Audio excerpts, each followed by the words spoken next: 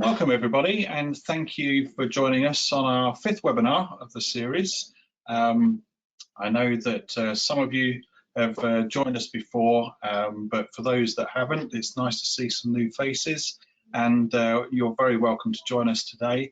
My name's Martin Sutton. I'm from the Brand Registry Group, which is a trade association for brands that operate their own top-level domain, or for those that want to and intend to apply at the next opportunity for their own dotBrand.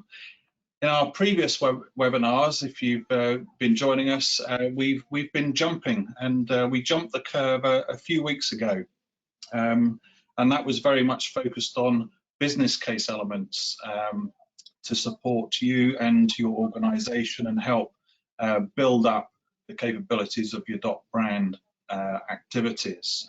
Today I'm pleased to welcome back Peter Lamantia, the CEO from Authentic Web, to join us and present to us Jump the Curve Part 2. This is looking very much at the challenges that many face with status quo within organizations, but specifically around the brand TLD. And looking at ways, in practical ways, to approach and overcome that status quo inertia, and hopefully to drive fruitful change for yourselves and your organization in the future. So sit back and enjoy what Peter's got to deliver. In the process of the presentation, if you do have any questions, there is a question box that you can enter in any of those questions. And once Peter's finished his presentation, we'll come back to those and cover off any questions you may have. Okay, thanks very much, and I'll hand over to Peter. Thanks, Peter. That's great. Thanks a lot, Martin. Welcome, everybody. So Jump the Curve Part 2. So we did the first one, as Martin mentioned, on how to build a business case. So we shared some math with you on that. And you know, the last one that we did with Chris Green with this SEO, I learned a lot of stuff there, and actually I've taken some of that stuff internally. So the purpose of the BRG is to try to help equip you with information to help socialize and drive your own brand top-level domain success. So today we're going to talk about Jump the Curve Part 2, which is really about the strategy. But just for those that may have missed the first one, I wanted to really talk about what it means to jump the curve in terms of how high-performing companies move through different technologies or changing environments or introductions of new products, and how that is really relevant to domains, DNS, brand protection, and TLS certificates. So the first real evolution of this, starting in the mid-90s, was around just systems to manage these areas. And today they're sort of operating manually in silos, ticketing systems, etc. The second evolution that some companies may have already adopted is really around thinking about automation with workflow, audit controls, and policy and role-based permissions to help you become more secure, more compliant with increasing regulatory authorities, and improving the performance of not only your digital footprint, but your people. The third one that we're going to talk about today is the brand top-level domain or brand registry. That is a secure, controlled space that you can drive innovation initiatives that's fully scalable, and most importantly, that it's trusted by an audience. And that's what we're trying to help you understand today. We know that innovators beat spenders every day. So I went around the web and looked at some different market research on this just to validate this. And everywhere you look, you'll find that innovators beat spenders, whether it's on revenue, margin, or market cap. So we know that. We know that that's a fact. And we think about it. We think about spenders as incrementalists. So they invest $1 and they may return $1.10, $1.20 to the company. And that works. Until it doesn't. Suddenly things stop working because the world has moved on. But innovators are transformative, where they invest $1 to return $2 or $10 or even more dollars. These are the people that are jumping the curve. They're the ones that are driving forward. And we know it's risky not to innovate. There's some great examples that all sorts of business school business cases have been operated on. The first one we know is Blockbuster. In 2006, they had a market cap of $6 billion. In 2013, they went into bankruptcy. Netflix took over. And there are other streaming services such as Hulu, Disney, Prime, and others that have really taken over this market. Blockbuster failed to jump the curve to the new space. The other one, and maybe even more significant, that is Kodak.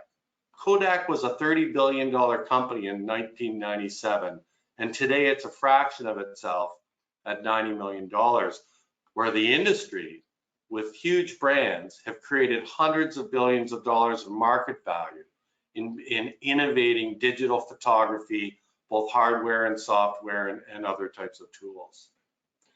And then there's a little company we all know called Microsoft. And in the early days, they were driving out Office with CDs. And then in 2011, they introduced Office 365, fully digital experience on a subscription-based model. And you can see what's happened to Microsoft's market cap as a result of, not just Office, but it's very evident and obvious to all of us who use Office products. So it's imperative that we drive the status quo away because it's stubborn. We know that we need to innovate. There's an innovation imperative. Every business school will tell you, we've been trained in it in everything we do. We continue to read research on it. We know we need to innovate to disrupt our own space and enter into new markets that we're trying to gain some traction in. But we resist change. We hear in meetings, well, that won't work. We can't do it because it's too risky or we don't have time. So why, when we know we need to innovate, is it so difficult to push against the status quo? Well, it's simple. It's just because we're human. We're risk averse. We like the comfort of how we operate today, and change is risky for us. So that's why we need leaders. We need cultures of innovation that's brought down from the very top of the organization. So for a little inspiration on that, I went online to find the favorite quotes on the status quo, and I found some really good ones that are worth just reminding us and giving us inspiration that this is true. We know it's uncomfortable to challenge the status quo. I like this one, that managers accept the status quo, but leaders will challenge it.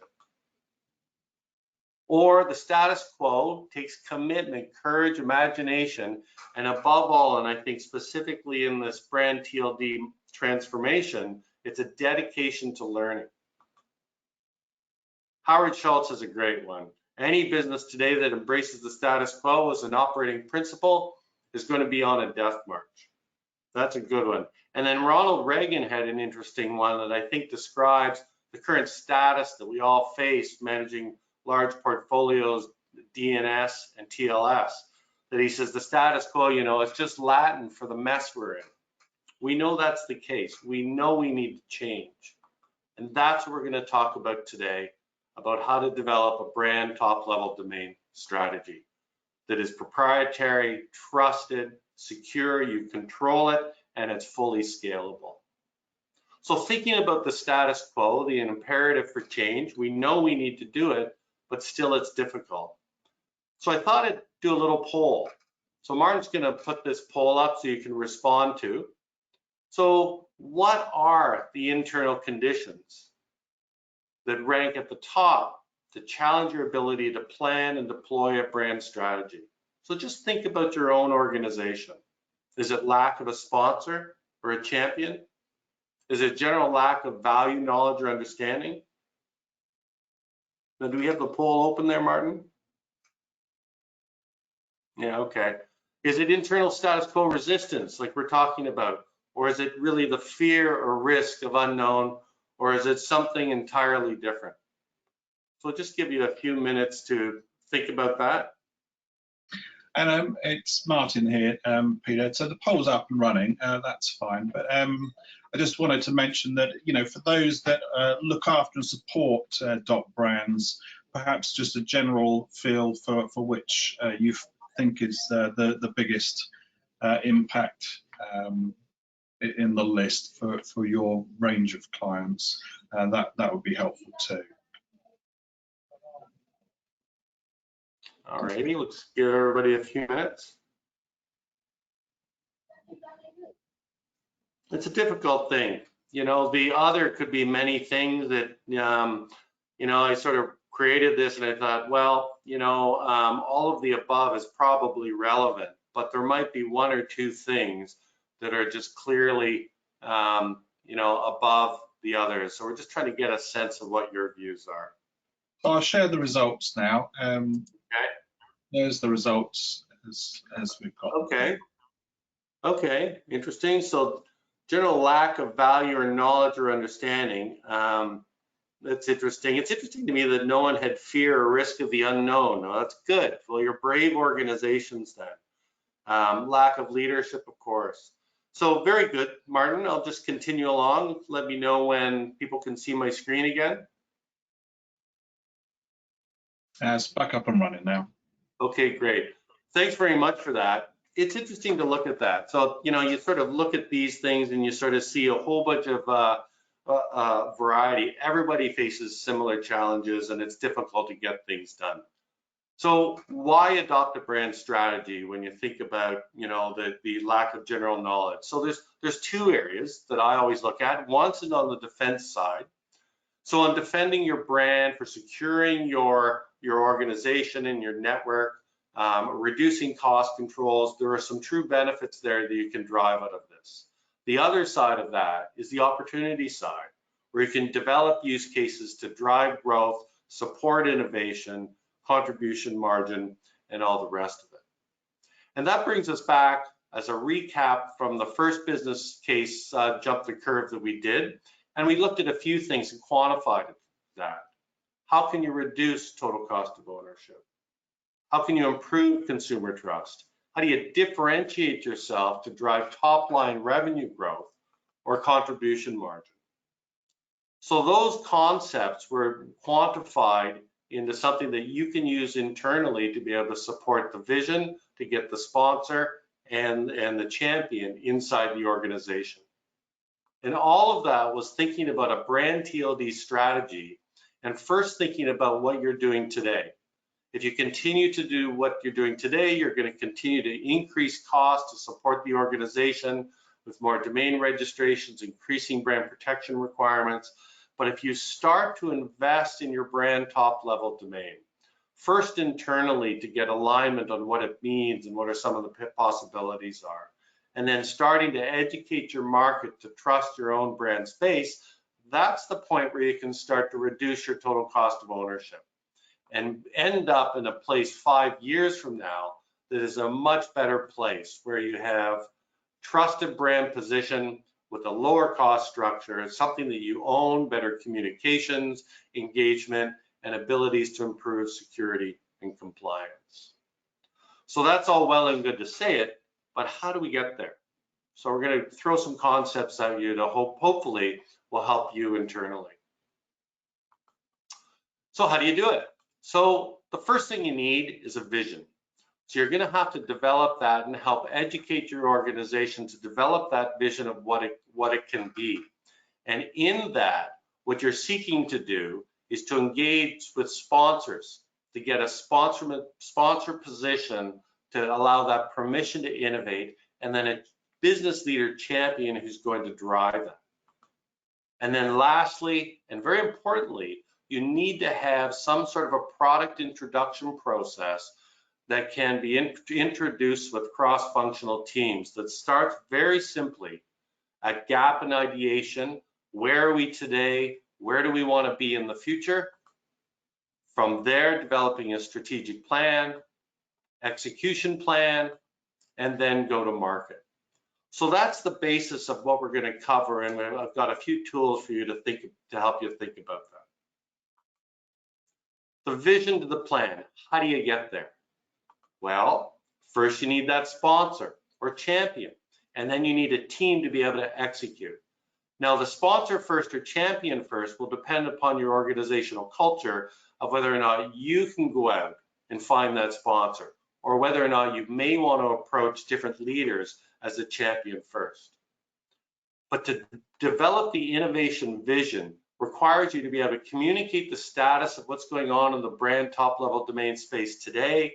What are some of the future state visions for where you see the market, where you see your own organization, and why dotBrand? In my view, around why dotBrand is really around the business case. Executives respond to numbers, how you can reduce your total cost of ownership, how you can drive revenue growth or contribution margin opportunities. And then it's the educating the leader side, the marketers, the brand people, the business unit owners that are responsible for P&L. And we have to remember that these people have a disposition that domains are a pain and they don't get it. It's just a domain name, it's just a website. But because you're here, you understand that the domain and the DNS run everything in your business. So helping to educate them can be done through a few different means. The business case, understanding your business objectives, or this notion of dotBrand IQ that I wanted to share with you today as well. And then you have to have an ideation team and strategy team and a project methodology, something that I call the brand registry introduction path, or a product introduction path more generically. And the outcome of that becomes an aligned plan that's communicated and socialized inside the organization that gives you a real solid execution to be able to go forward to go to market. But it all starts with the business, right? We have to think about what the business objectives are, first of all. What are we trying to do on top line, margin, how we want to differentiate ourselves? And then secondly, what are the drivers of that? Are we trying to drive more customer acquisition? Are we trying to introduce new products? Are we trying to upsell, cross-sell to drive revenue growth and margin improvements? What about web engagement?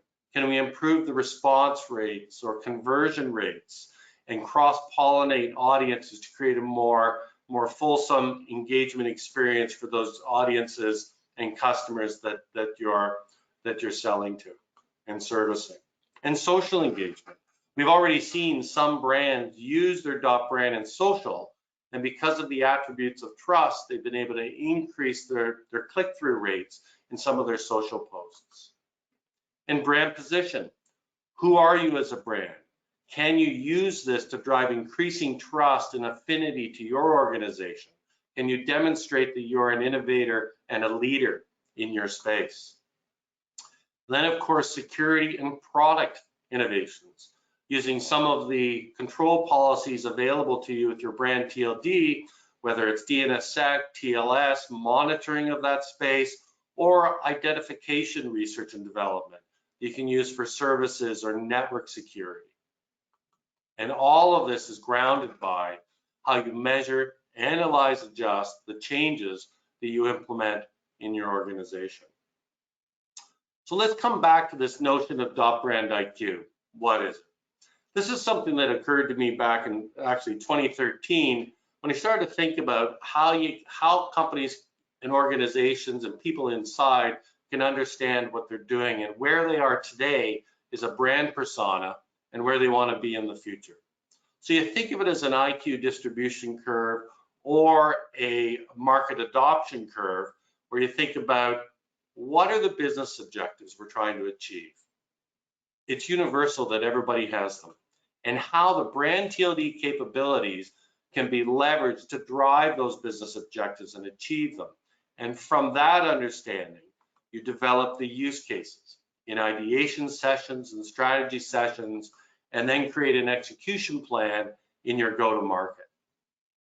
And it kind of looks like this. So who are you in this group, and where do you want to be? We first have the dismissers. They didn't apply.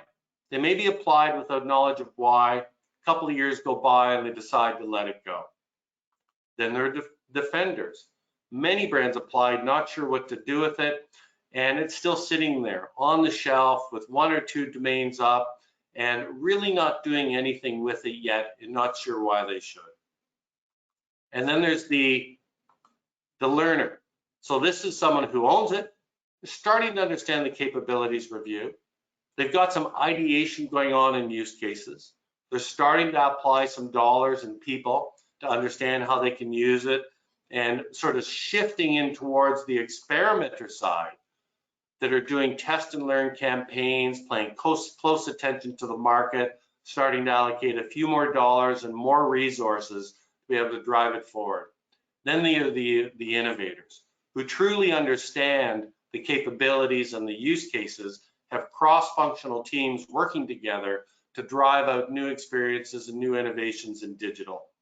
And then of course there's the genius side, who are really planning to disrupt their market, disrupt their operation, to really jump that curve in a big way.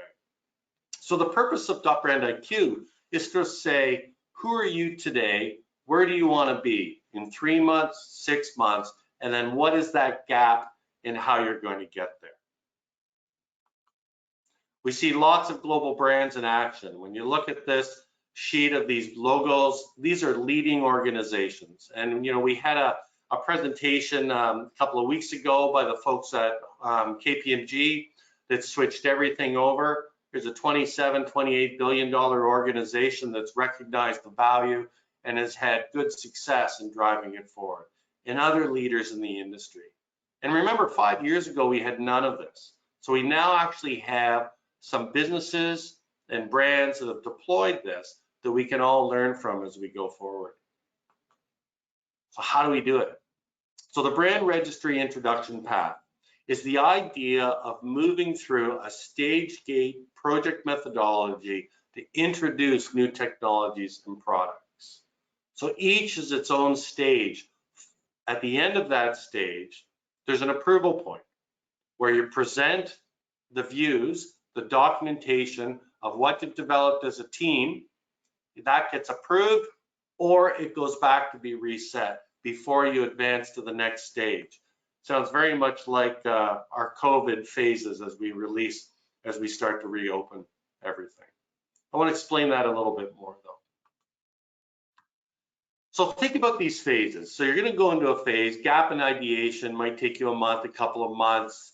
And in that, you're doing it with a construct of people, who's on the bus, who's the leader of that bus, what's the story, what's your dotBrand IQ, what are the use cases, what are the business objectives, and how you're going to get there. That's the strategy. And the process is this planning around the challenges, the systems, and everything you need, and what kind of budget do we need to drive this out.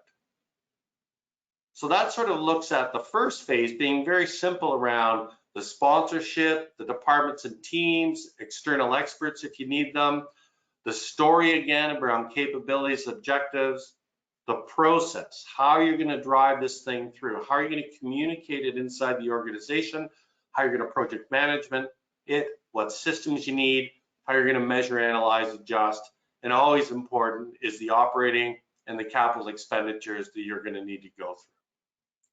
So the first part of that, and I'm just going to drill into the first one a little bit to give you a sense of how it's structured, is gap and ideation. So what's the mandate of gap and ideation? It's to develop a vision and alignment with a select group of people inside your organization to develop use cases to support those business objectives. And the result of that is an aligned vision as a strategic framework, not the full strategy, but the framework of what you want to do. Think of it as, the overview or the executive summary of what a full strategic plan could be. And it's a document of vision, the business case, and the objectives. Drilling in a little deeper on that, who are the people? So it's an ideation team to start. It's a small group of leaders in the organization that seek to innovate, where there's a champion, people from select departments or profit and loss centers, external if you feel you need them. And on the story side, what are we trying to do here? What are the objectives? What are the problems we face today achieving those objectives? What are these registry capabilities that could help us achieve those objectives, the use case and ROI? And importantly, in the first gap and ideation phase, it's important to ignore the constraints. Don't worry about the challenges. That will be solved by the process.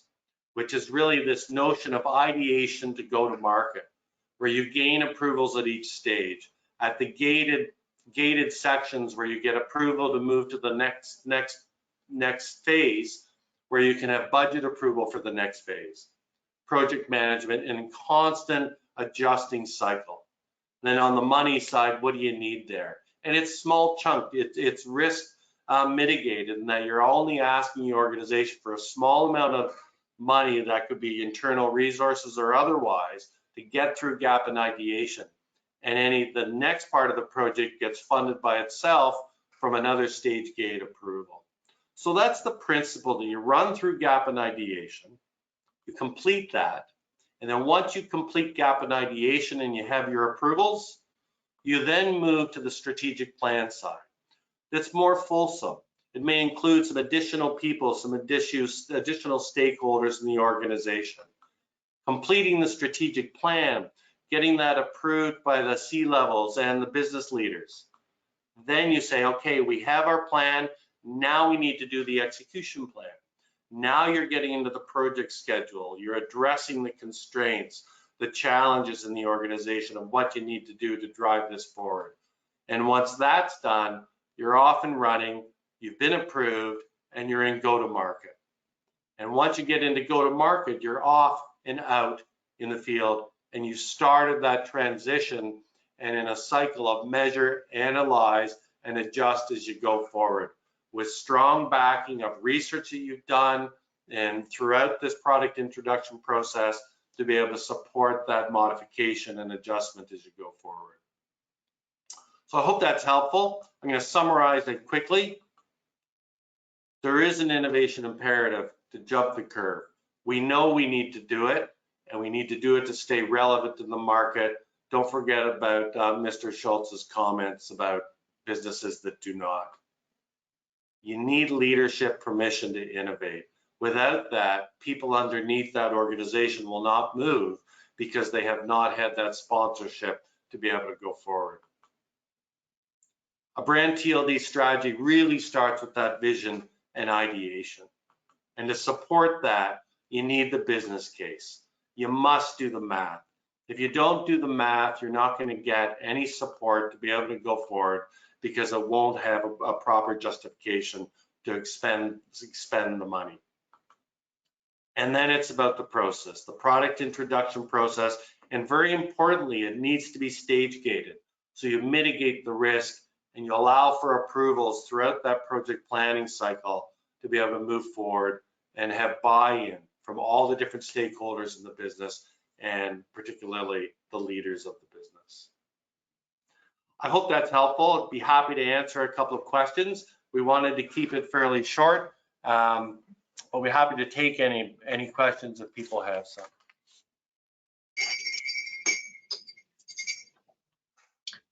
Hi, thank you so much, Peter. And I'll look and check for any questions that come in. I've probably got one that I've got if there's none in the queue. So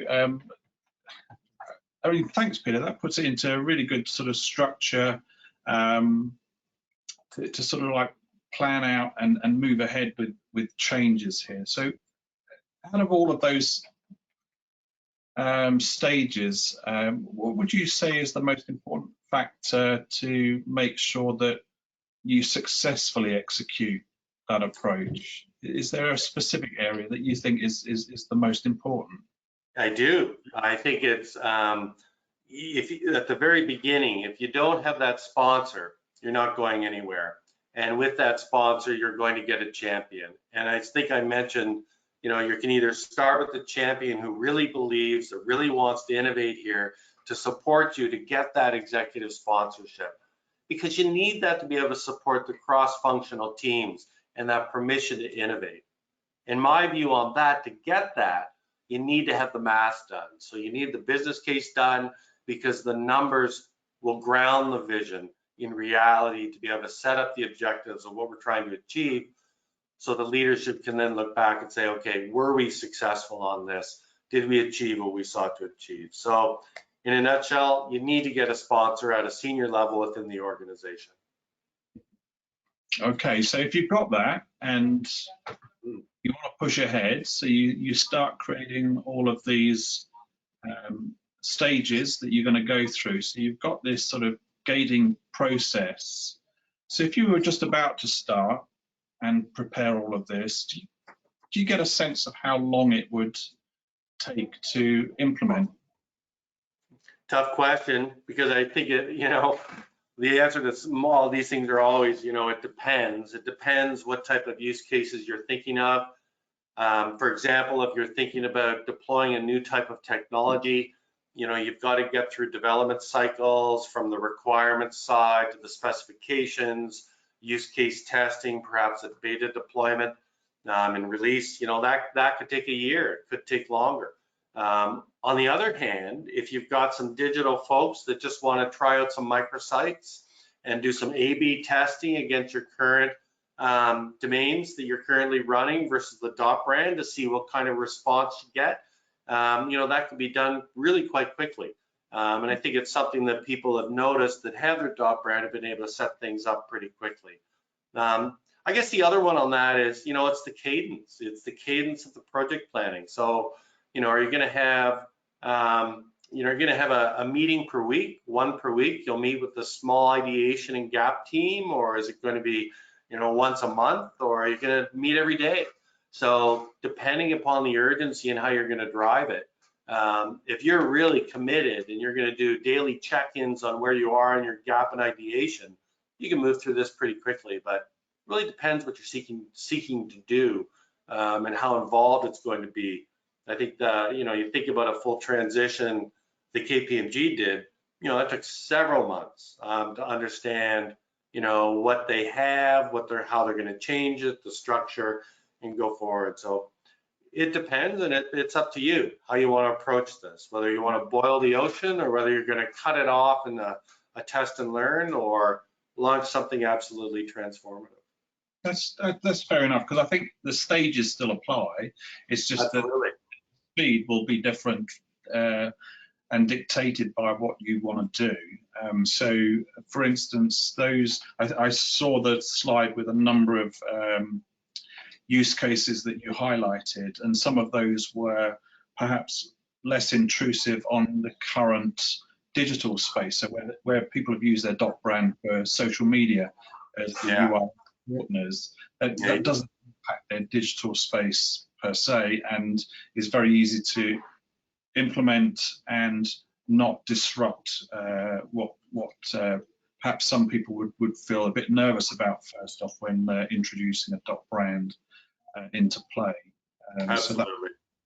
Thank you.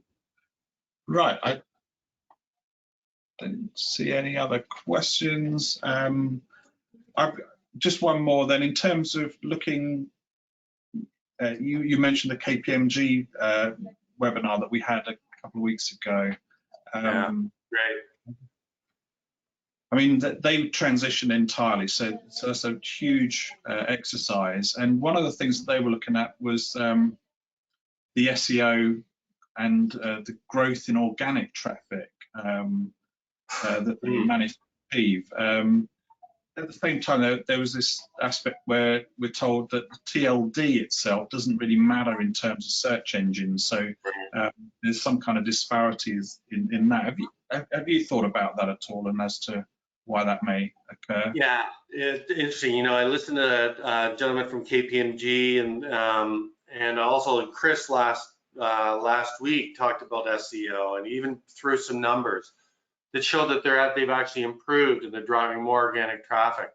I kind of think, and I've heard this from a few companies that have sort of played with this, and you think about current web presence for a large organization.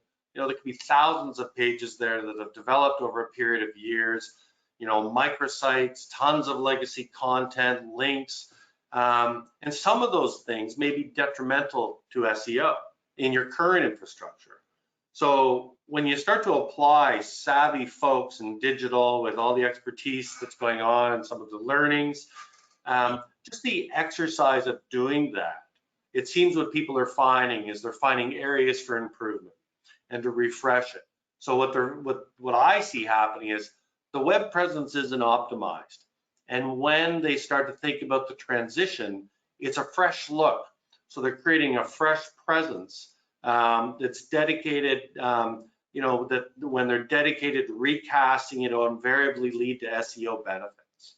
So, and then from there, once they get a re-platformed on their dotBrand, now they've got a better SEO baseline from which to grow, to streamline digital engagement. So in a nutshell, I think while there's always been constant improvement in SEO in a current platform, until you actually look at the entire thing and work to redo it, I think that's creating benefit just by the focus on it. And I also believe that yes, the search engines say that it doesn't matter today, and I believe that.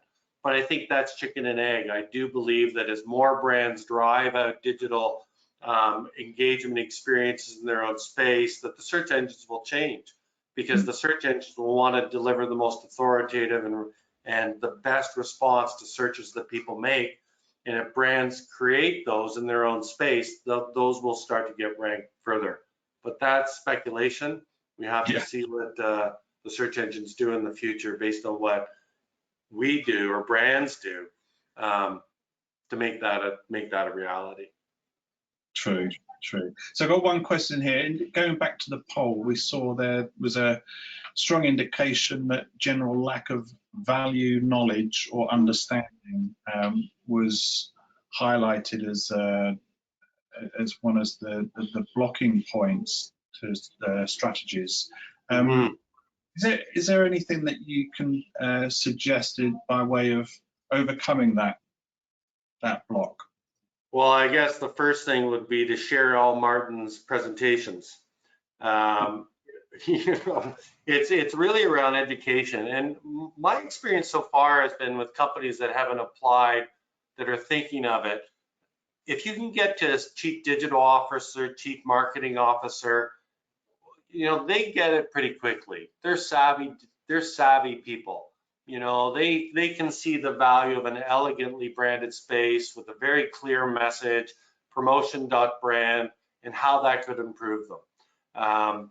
So just, we're all inundated with information. It's an information overload everywhere, and trying to get the attention. You need to lock your CXO in a room and sit down with him or her and run through some of the examples of, what other brands are doing. Here's what a business case could look like. Here's what some of the SEO intelligence that we've seen and how we can even improve what we're doing today by adopting this. And here's a strategic way to go forward with that. There's these tools that, Martin and the BRG and the best practices group of putting together are really designed for that. The challenge now is getting the attention of those leaders to help them understand it. I think that, those folks, once they understand what you're talking about, and they see other brands doing it, and there's also, risk of, those brands leapfrogging, I think it'll make a difference. I also think that, when there's finally a date for the second round, I think we're going to see a lot more interest for the C-level to really understand what's going on here. So I think the wave is coming. Great. Okay. Peter, I think we've covered all the questions here. Thank you so much. Thank you also for the presentation today. It's truly appreciated. I hope it helps those of you that joined us today and those of you that watch it at your leisure in the future to be able to accomplish more with your dotBrand.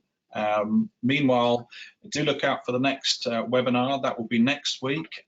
Details to come out shortly.